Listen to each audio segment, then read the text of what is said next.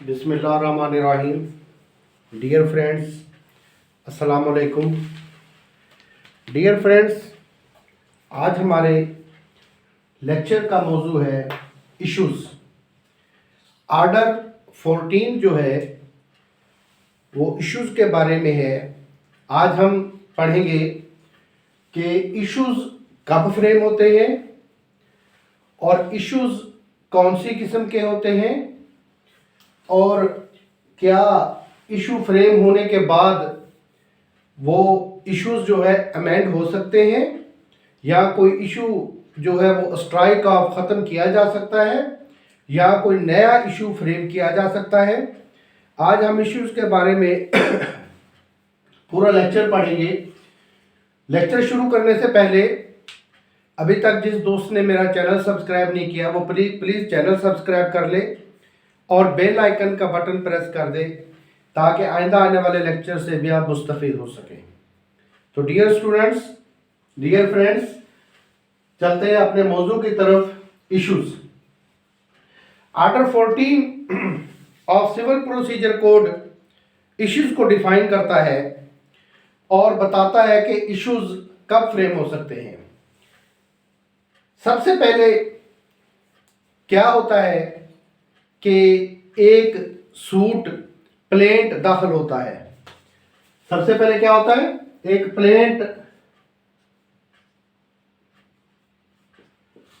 Plaint दाखिल हुआ। उसमें प्लेंटिफ ने, जब सिविल सूट होगा तो वो प्लेंटिफ कहलाएगा जो दाखिल करने वाला है। उसमें प्लेंटिफ ने कहा कि मुकम्मल केस का हवाला दिया, केस की हिस्ट्री दी। मिसाल के तौर पर एक सूट फॉर एग्रीमेंट है, suit for specific performance of agreement है। उसमें प्लेंटिफ ने प्लेंट दाखिल किया।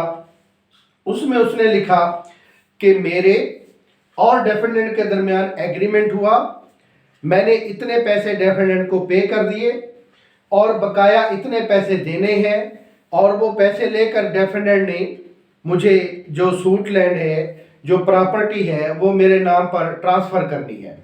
ये एक प्लेंट आ गया। उस प्लेंट में प्लेंटिफ ने मुकम्मल हिस्ट्री अपने सूट की, केस की, जो मैटर इन कंट्रोवर्सी है उसकी मुकम्मल हिस्ट्री उस प्लेंट में बयान कर दी। प्लेंट के बाद क्या होता है, प्लेंट के बाद रिटन स्टेटमेंट।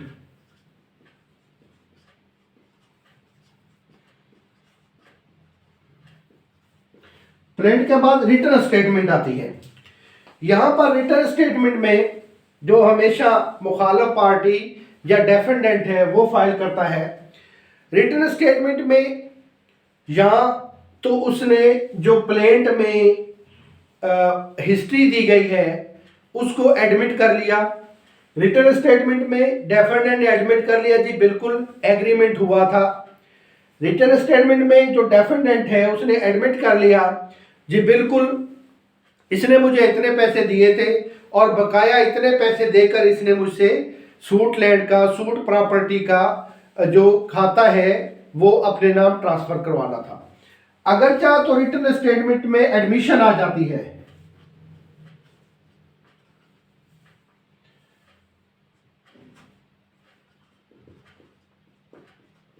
अगर चाहे तो रिटन स्टेटमेंट में एडमिशन आ जाती है तो इश्यूज फ्रेम नहीं होंगे, क्योंकि इश्यूज हमेशा तब फ्रेम होते हैं जब मैटर में कंट्रोवर्सी आ जाए। जब मैटर में कंट्रोवर्सी आ जाए, अगर एडमिशन हो जाती है तो इश्यूज फ्रेम नहीं होंगे। यहां पर फिर आर्डर 12 जो है वो एक अलग रेमेडी अवेलेबल करता है जिसमें जो है वो सूट जो है वो डिक्री किया जा सकता है। अगर एडमिशन आ जाएगी तो इश्यूज फ्रेम नहीं होंगे। अगर या तो एडमिशन आ गई या फिर डेफेंडेंट ने क्या कर दिया, डिनाई कर दिया। डेफेंडेंट ने डिनाई कर दिया। उसने कहा जी प्लेंटिफ ने जो कहा है कि हमारे दरमियान एग्रीमेंट हुआ, झूठ, हमारे दरमियान कोई एग्रीमेंट नहीं हुआ। प्लेंटिफ ने कहा है कि इसने मुझे इतने पैसे एडवांस में दिए, झूठ, इसने कोई इतने पैसे मुझे एडवांस में नहीं दिए। और प्लेंटिफ ने कहा कि जो कब्जा है वो मेरे पास है, मैं एडमिट करता हूं कि कब्जा प्लेंटिफ के पास है, लेकिन उसने मुझसे जबरदस्ती कब्जा लिया है, या मुझसे किराए पर प्रॉपर्टी ली है, या मुझसे on the basis of lease पर प्रॉपर्टी ली है, लेकिन अब उसने एक झूठा एग्रीमेंट पेश कर दिया है। अब ये क्या आ गया, डेनियल आ गया, डिनाई आ गया रिटर्न स्टेटमेंट में। जब रिटर्न स्टेटमेंट में डिनाई आ जाता है तो मैटर इन कंट्रोवर्सी आ गया। इसने कहा कि एग्रीमेंट हुआ, डेफेंडेंट ने कहा नहीं हुआ। इसने कहा मैंने इतने पैसे डेफेंडेंट को दे दिए, डेफेंडेंट ने कहा नहीं दिए। तो अब इश्यूज फ्रेम होंगे। यहां पर एक और सवाल, एक और छोटी चीज आपको बताऊं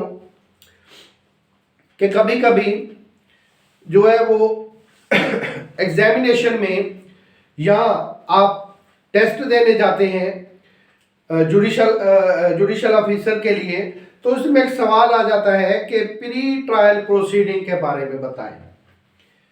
प्री ट्रायल प्रोसीडिंग क्या होती है? इश्यूज फ्रेम होने से पहले जितनी भी प्रोसीडिंग है वो प्री ट्रायल प्रोसीडिंग होती है। सूट दाखिल हुआ, उसमें जो है नोटिस इशू हुए, उसमें जो है वो WSI, और ये सारी जो है ये प्री ट्रायल प्रोसीडिंग है। इस इश्यूज फ्रेम होने के बाद, इश्यूज फ्रेम होने तक जितनी भी प्रोसीडिंग होगी उसे हम प्री ट्रायल प्रोसीडिंग कहते हैं।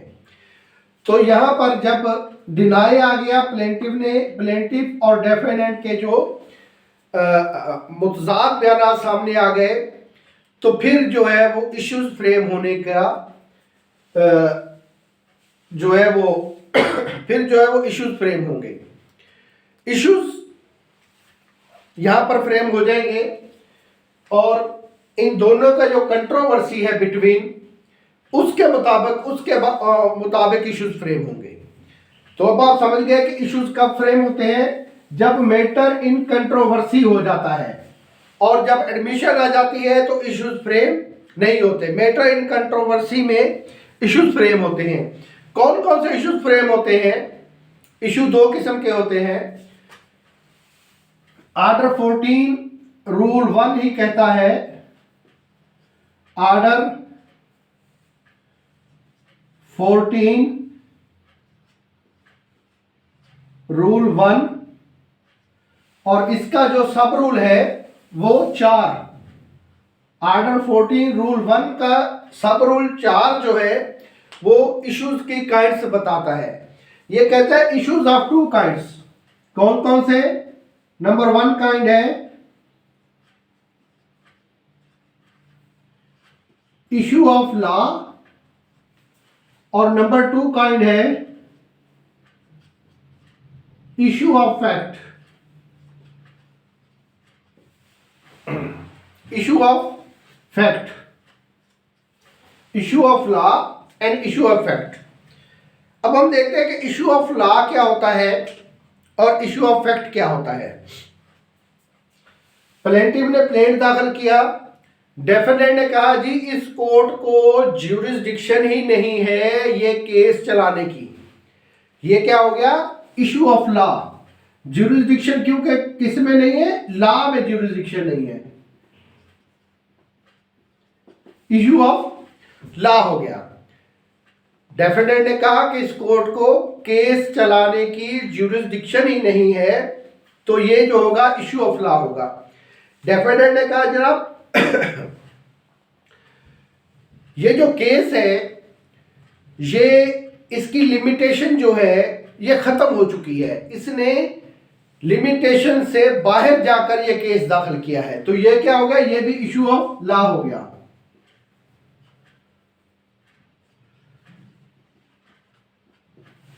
यानी ऐसे तमाम सवालात जो लॉ से मुताबिक होंगे, लॉ से रिलेटेड होंगे, वो इश्यू ऑफ लॉ होता है, वो इश्यू ऑफ लॉ होता है। और ऐसे तमाम सवालात जो फैक्ट्स के मुताबिक होंगे वो इश्यू ऑफ फैक्ट्स होता है। मिसाल के तौर पर हमने मिसाल ली थी स्पेसिफिक परफॉर्मेंस ऑफ कॉन्ट्रैक्ट की। उसमें प्लेंटिफ ने कहा जी इसने मेरे साथ एग्रीमेंट किया, इसने मुझे ये प्रॉपर्टी बेची।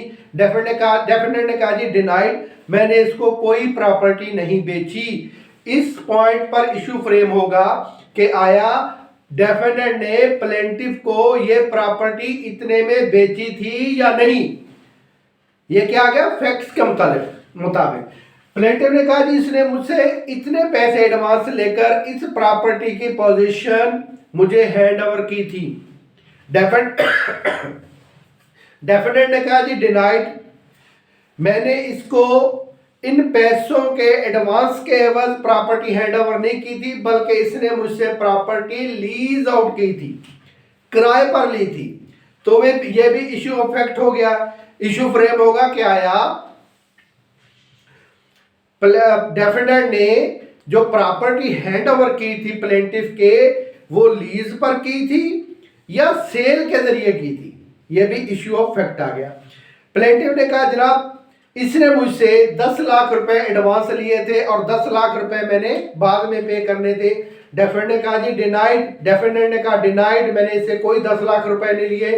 ये भी इश्यू ऑफ फैक्ट हो गया कि आया प्लेंटिफ ने डेफिनेंट को 10 लाख रुपए एडवांस अमाउंट के तौर पर, सेल एडवांस अमाउंट के तौर पर दिए थे या नहीं। तो ये इश्यू ऑफ फैक्ट होगा। अब आप समझ गए कि इश्यू ऑफ लॉ और इश्यू ऑफ फैक्ट क्या होता है।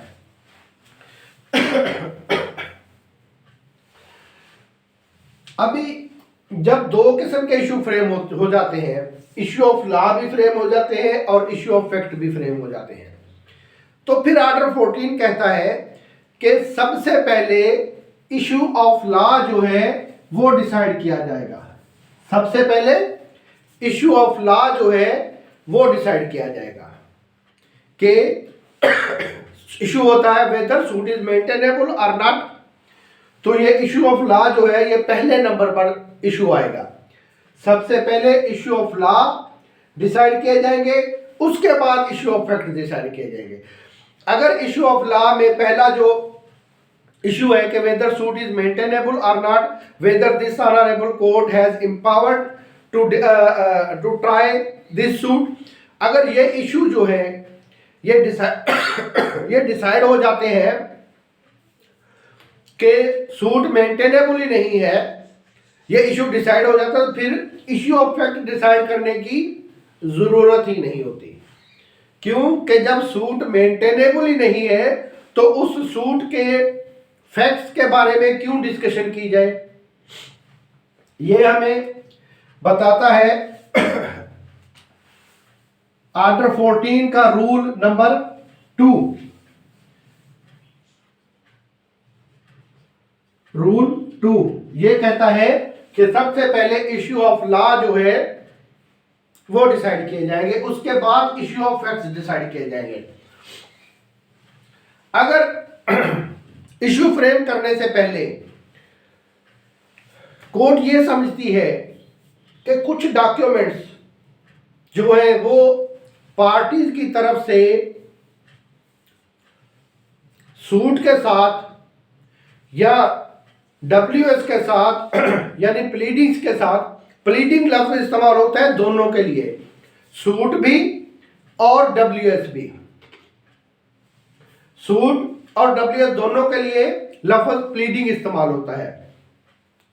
अगर कोर्ट समझती है कि प्लीडिंग्स के में यानी सूट केस में और डब्ल्यूएस में कुछ डॉक्यूमेंट्स जो है वो प्रोड्यूस ही नहीं किए गए और वो डॉक्यूमेंट्स किसी और की पोजीशन में है, तो कोर्ट जो है वो इशू फ्रेम नहीं करेगी, बल्कि सबसे पहले जिसकी पोजीशन में वो डॉक्यूमेंट है उससे वो डॉक्यूमेंट्स मंगवाएगी, कॉल करेगी।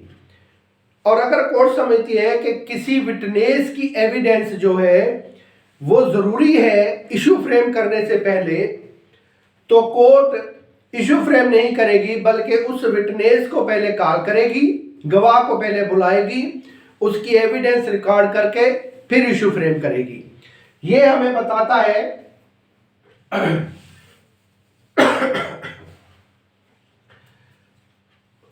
Rule 4 of order 14 rule 4 of order 14 ये चीज हमें बताता है। अब आते हैं कि इशू फ्रेम हो गए, इशू फ्रेम होने के बाद आया कोई नया इशू एडिशन किया जा सकता है, या जो इशू फ्रेम हुए हैं उन मौजूदा इशू में कोई तब्दीली की जा सकती है, या कोई इशू जो है वो स्ट्राइक आउट खत्म किया जा सकता है। यस, आर्डर 14 रूल 5 ये चीज मुहैया करता है कि इशू फ्रेम होने के बाद कोर्ट कोई इशू अमेंड कर सकती है। क्या क्या कर सकती है? नंबर 1,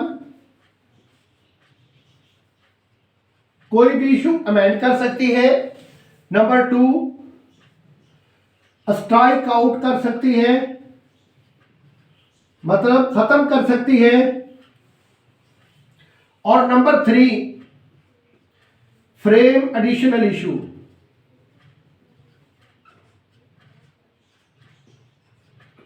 फ्रेम एडिशनल इशू, कोई एडिशनल इशू भी फ्रेम कर सकती है।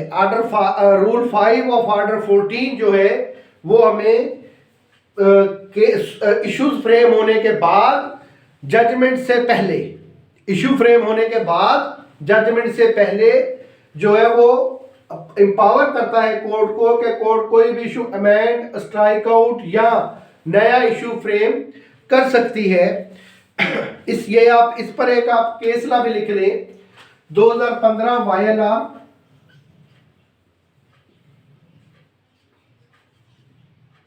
2015 वायलआर page number 1961।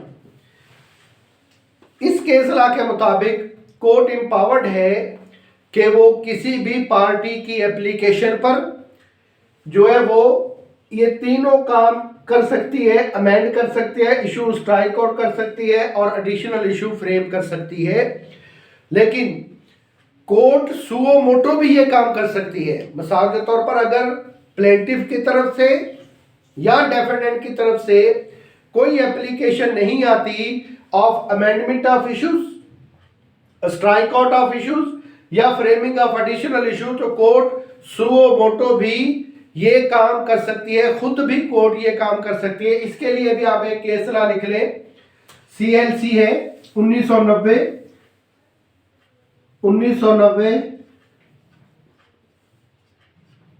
CLC page number 502। इस केस ला के मुताबिक कोर्ट जो है वो सुओ मोटो भी ये सब काम कर सकती है अगर चाहे तो, भले कोई भी एप्लीकेशन ना आए।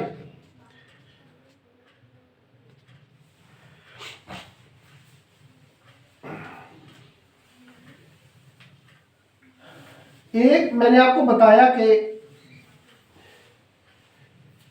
जजमेंट होने से पहले, अभी जजमेंट हो जाती है, आप अपील में जाते हैं, अपील में जाके ये डिस्क्लोज होता है या ये पता चलता है कि एक अहम इशू तो फ्रेम ही नहीं किया गया। अब जजमेंट भी हो गई, अपील में भी चले गए, फिर क्या होगा?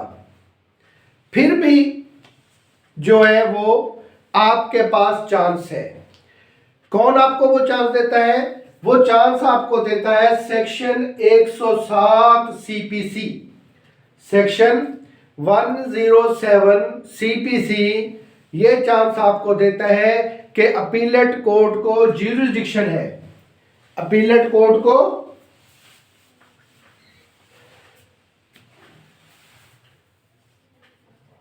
सेक्शन 107 CPC ये अपीलेट कोर्ट को ज्यूरिसडिक्शन देता है कि अपीलेट कोर्ट जो है वो कोई भी इशू फ्रेम, कोई भी एडिशनल इशू फ्रेम कर सकती है। अपीलेट कोर्ट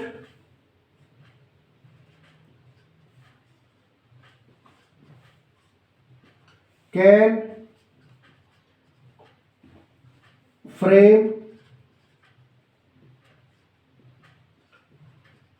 additional issue अब अपीलेट कोर्ट में जाके अपीलेट कोर्ट को या किसी भी पार्टी को ये रियलाइज होता है कि एक अहम इशू फ्रेम ही नहीं हुआ, तो वहां पर आप अपील करेंगे कि जनाब सेक्शन 107 के तहत अपीलेट कोर्ट एम्पावर्ड है कि वो कोई नया इशू फ्रेम कर सकती है, वो इशू जो पहले फ्रेम नहीं किया गया। और फिर फ्रेम करने के बाद क्या करेगी? फ्रेम करने के बाद जाहिर सी बात है अगर कोई नया इशू फ्रेम होता है तो उस पर एविडेंस जो है वो दोबारा से होगी। आप अपीलेट कोर्ट तो ये नहीं ले सकती, तो अपीलेट कोर्ट क्या करेगी? रेफर करेगी, रिमांड करेगी सूट को वापसी कहा? Trial court. Frame additional issue and refer suit for trial, और सूट को दोबारा रेफर कर देगी ट्रायल कोर्ट को। इस पर भी आप केसला लिख ले, एक बहुत अच्छा केसला है इस पर कि अपीलेट कोर्ट को भी सेक्शन 107 के तहत ज्यूरिडिक्शन है कि वो एडिशनल इशू फ्रेम कर सकती है। इस पर आप केसला लिख ले NLR 1992 CLJ civil law journal page number 7-8। तो डियर फ्रेंड्स, आज हमने पढ़ा कि इश्यूज क्या होते हैं और कब फ्रेम होंगे। जब मैटर इन कंट्रोवर्सी हो, अगर एक पार्टी कोई क्लेम करती है और दूसरी पार्टी उसको डिनाई करती है तब मैटर इन कंट्रोवर्शियल होगा। अगर एक पार्टी को क्लेम करते हो दूसरी पार्टी एडमिट कर लेती है तब मैटर इन कंट्रोवर्शियल नहीं होगा। तो इश्यूज कब फ्रेम होंगे? जब मैटर इन कंट्रोवर्सी हो। दो काइंड के इश्यूज फ्रेम होंगे, issues of law and issues of fact. और सबसे पहले court issues of law decide करेगी, और अगर issues of law positively decide होते हैं तो इश्यूज ऑफ फैक्ट डिसाइड करने की जरूरत नहीं होती। अगर ये डिसाइड होता है कि सूट इज नॉट मेंटेनेबल तो इश्यूज ऑफ फैक्ट्स पर डिस्कस करने की जरूरत नहीं होती, केस जो इसी वक्त डिसमिस कर दिया जाएगा। और अगर इश्यूज फ्रेम करने से पहले कोर्ट को ये रियलाइज होता है कि कुछ डॉक्यूमेंट्स जो इस प्लीडिंग्स में पेश नहीं किए गए उनका पेश होना लाजमी है ताकि इश्यूज जो है वो दुरुस्त तरीके से फ्रेम हो, तब कोर्ट इशू फ्रेम करने से पहले उन डॉक्यूमेंट्स को कॉल करेगी जो किसी दूसरे शख्स के पोजीशन में हो, या कोई ऐसा विटनेस जो इशू फ्रेम करने से पहले जिसकी एविडेंस जरूरी है, कोर्ट उसको कॉल करेगी और उसकी एविडेंस लेगी, फिर इशू फ्रेम करेगी। इशू फ्रेम होने के बाद किसी भी वक्त कोई भी पार्टी जो है वो इशू अमेंड करवा सकती है रूल 5 के तहत, ऑर्डर 14, या इशू स्ट्राइक आउट करवा सकती है, कोई इशू खत्म करवा सकती है, या कोई नया इशू एडिशनल इशू फ्रेम करवा सकती है। और ये तमाम कोर्ट सुओ मोटो भी कर सकती है, लाजमी नहीं है कि किसी की एप्लीकेशन है तभी करे, कोर्ट खुद भी ये चीज कर सकती है। और केस डिसाइड हो जाता है और अपील में चला जाता है तब भी अपील में भी सेक्शन 107 सीपीसी के तहत अपीलेट कोर्ट को ये ज्यूरिडिक्शन है कि वो कोई भी एडिशनल इशू फ्रेम करेगी तो तब वो केस जो है वो वापस रिमांड करेगी ट्रायल कोर्ट को for try upon the additional issue. So this is the lecture upon the issue and the detailed lecture about issue order 14. तो डियर फ्रेंड्स, अगर अभी तक किसी ने मेरा चैनल सब्सक्राइब नहीं किया तो प्लीज़ चैनल सब्सक्राइब कर ले। Thank you so much dear friends, अस्सलाम वालेकुम।